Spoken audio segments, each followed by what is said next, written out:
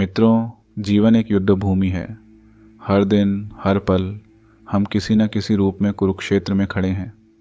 कभी यह युद्ध हमारे अंदर होता है, आलस्य और कर्म के बीच। कभी यह होता है आशा और भय के बीच, और कभी यह होता है हमारे सपनों और असफलताओं के बीच। ऐसे ही एक युद्ध भूमि में जब अर्जुन अपने कर्तव्य से पीछे हट गया, जब उसने कहा, हे कृष्ण, मैं यह युद्ध नहीं कर सकता, तब भगवान मुस्कुराए और बोले, कर्मण्येवाधिकारस्ते मा फलेषु कदाचन। अर्थ और सार है अर्जुन, तेरा अधिकार केवल कर्म करने में है, फल पर नहीं। इसलिए तू कर्म कर, लेकिन फल की चिंता मत कर। यह वाक्य सुनने में जितना सरल है, जीवन में अपनाने में उतना ही गहरा है। यह केवल अर्जुन के लिए नहीं था, यह हर उस व्यक्ति के लिए था जो किसी संघर्ष में खड़ा है। अध्याय 1, कर्म का रहस्य। कर्म क्या है? कर्म केवल काम नहीं है। कर्म वह है जो कर्तव्य से जुड़ा हो। भगवान कहते हैं, कर्म में न लिप्त होना पाप है। जो व्यक्ति अपने कर्तव्य से भागता है, वह धीरे धीरे अपने अस्तित्व से दूर हो जाता है। कर्म वह अग्नि है जो आत्मा को पवित्र करती है। कर्म वह साधना है जो व्यक्ति को ईश्वर तक ले जाती है। और जब कर्म निष्काम भाव से किया जाता है, यानी बिना किसी स्वार्थ के, तब वह व्यक्ति खुद भगवान के समान हो जाता है।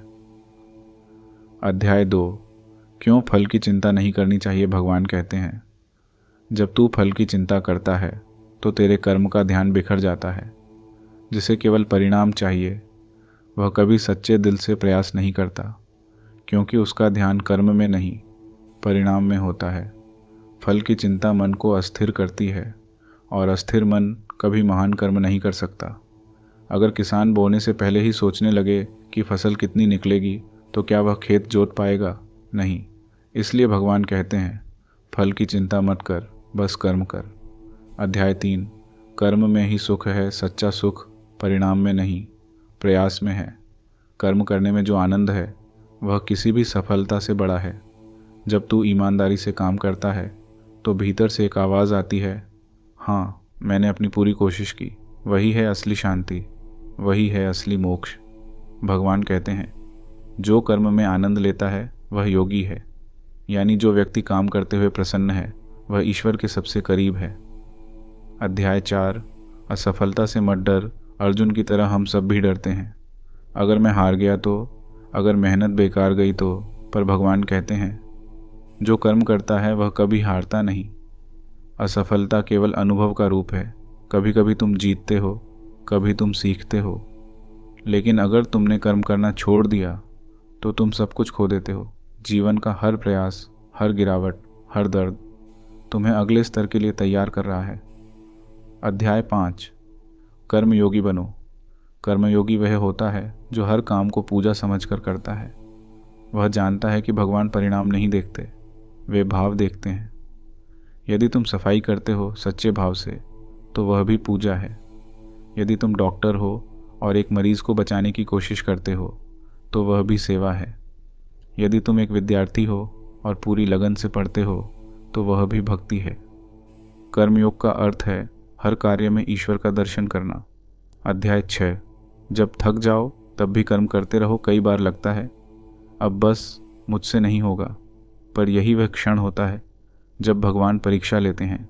तू रुकना मत, क्योंकि जब तू रुकता है तो कर्म भी रुक जाता है, और जब कर्म रुकता है तो भाग्य भी रुक जाता है। भगवान कहते हैं, जो व्यक्ति कठिनाइयों में भी कर्म करता रहता है, वही सच्चा भक्त है। कर्म कभी व्यर्थ नहीं जाता। हर छोटा प्रयास एक दिन बड़ा फल देता है, भले तू उस दिन उसे पहचान न पाए। अध्याय 7, निष्काम कर्म की शक्ति। जब तू कर्म करता है बिना किसी स्वार्थ के, तब तेरा मन शुद्ध होता है। स्वार्थ मन को बांधता है और निष्काम भाव मन को मुक्त करता है। भगवान कहते हैं, जो फल की इच्छा से मुक्त है, वही सच्चा कर्मयोगी है। निष्काम कर्म करने वाला व्यक्ति कभी निराश नहीं होता, क्योंकि उसका ध्यान फल पर नहीं, कर्म की पवित्रता पर होता है। अध्याय 8, कर्म का विज्ञान। हर कर्म एक बीज है, तू जो बोएगा वही पाएगा। लेकिन बीज बोने के बाद अगर तू हर दिन उसे खोद कर देखेगा कि अंकुर निकला या नहीं, तो वह कभी नहीं उगेगा। इसी तरह कर्म करने के बाद फल के लिए अधीर मत हो। कर्म अपना काम करेगा, बस तू अपना काम कर। ईश्वर ने हर कर्म का परिणाम तय किया है, लेकिन समय वही चुनेगा। अध्याय 9, कर्म और विश्वास। भगवान कहते हैं, तू कर्म कर और मुझ पर विश्वास रख। जो व्यक्ति अपने कर्म मुझे समर्पित करता है, मैं उसके हर बोझ को हल्का कर देता हूँ। यही विश्वास जीवन का सबसे बड़ा बल है। विश्वास वही शक्ति है जो असंभव को संभव बनाती है। अध्याय 10, आधुनिक जीवन में गीता का प्रयोग। आज के युग में गीता का यह उपदेश और भी आवश्यक है, क्योंकि हम सब फल में जी रहे हैं।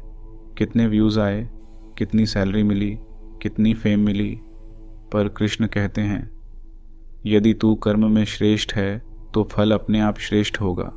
कर्म का ध्यान रख, क्योंकि वही बीज है, फल तो उसका स्वाभाविक परिणाम है। अध्याय 11, कर्म की साधना। हर सुबह जब उठो तो सोचो, आज मैं अपने कर्म से इस संसार को बेहतर बनाऊंगा। छोटा हो या बड़ा, हर काम को पूर्णता से करो, यही साधना है। कृष्ण कहते हैं, जो हर कर्म को समर्पण में बदल देता है वही सच्चा साधक है। अध्याय 12, कर्म ही पूजा है। ध्यान रखो, ईश्वर को तुम्हारे बड़े कर्मों की नहीं, सच्चे भाव की आवश्यकता है। एक फूल भी अगर श्रद्धा से अर्पित किया जाए तो वह भगवान को प्रिय है। इसी तरह एक सच्चा कर्म 1000 प्रार्थनाओं से बड़ा होता है। अध्याय 13, कर्म और संतुलन। कर्म का अर्थ केवल मेहनत नहीं, संतुलन भी है। न आलस्य, न अंधी दौड़, न अति महत्वाकांक्षा, न पूर्ण विरक्ति। बीच का मार्ग ही गीता का मार्ग है।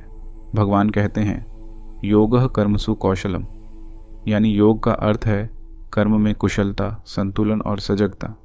निष्कर्ष, कर्म में ही ईश्वर है मित्रों। जीवन का सबसे बड़ा सत्य यही है, ईश्वर कर्म में है, कर्म से बाहर नहीं। जब तुम प्रेम से काम करते हो, ईश्वर वहीं उपस्थित होता है। जब तुम निष्ठा से काम करते हो, कृष्ण तुम्हारे भीतर मुस्कुराते हैं।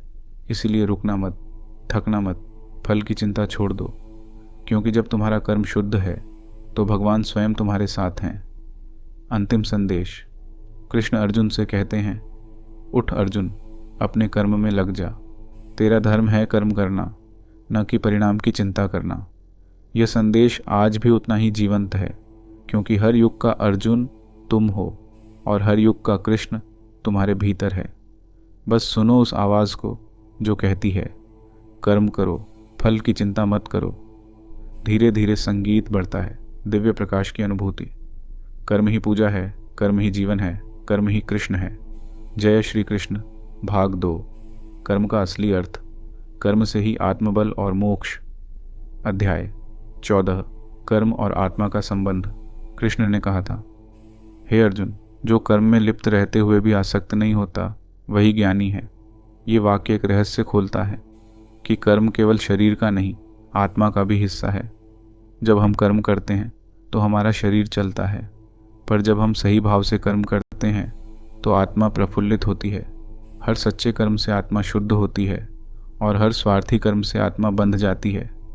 जीवन में कर्म 2 प्रकार के होते हैं, एक बंधन कर्म, दूसरा मुक्ति कर्म।